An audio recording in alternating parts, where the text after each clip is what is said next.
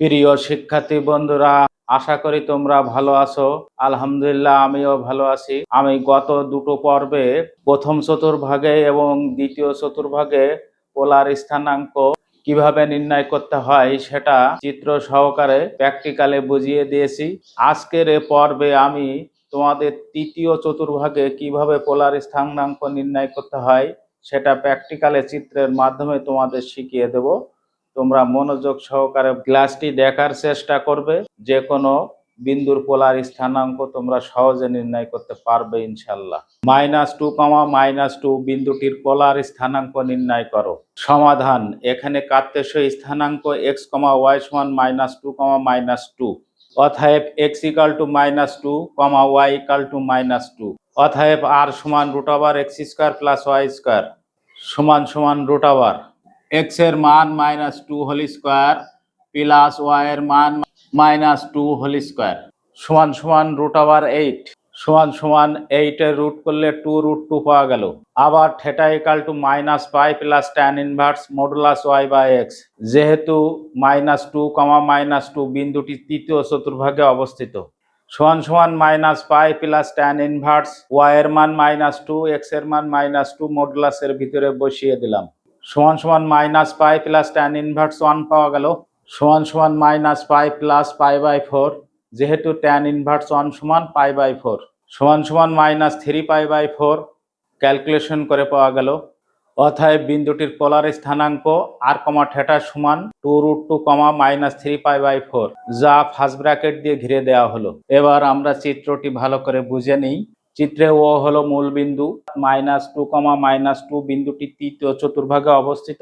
মূল বিন্দু থেকে আনুমানিক 2 একক দূরত্ব এসে y অক্ষের ড্যাশের দিকে আনুমানিক 2 একক দূরত্ব এসে বিন্দুটি এখানে অবস্থান করবে, অর্থাৎ তৃতীয় চতুর্ভাগে অবস্থান করবে।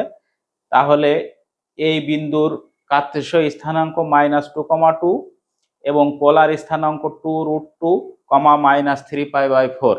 মূল বিন্দু থেকে এই পর্যন্ত রেখাটি, এটাকে বলা হয় ব্যাসার্ধ ভেক্টর। এর আগের পর্বগুলোতে আমি বুঝিয়ে দিয়েছি কিভাবে কোণগুলো নির্দেশ করতে হয়।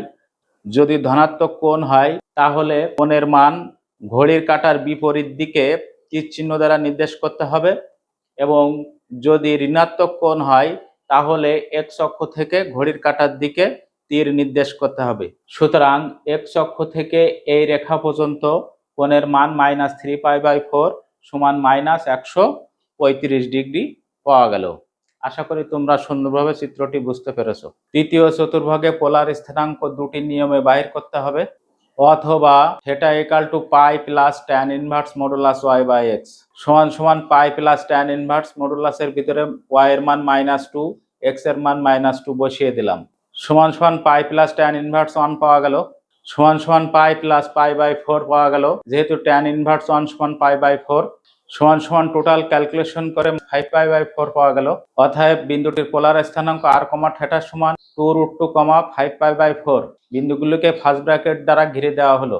-2, -2 বিন্দুটি তৃতীয় চতুর্ভাগে অবস্থিত। এক্ষেত্রে θ এর মান 5π/4, সে কারণে বিন্দুটির পোলার স্থানাঙ্ক 2√2, 5π/4 একই বিন্দুতে দেখানো হলো।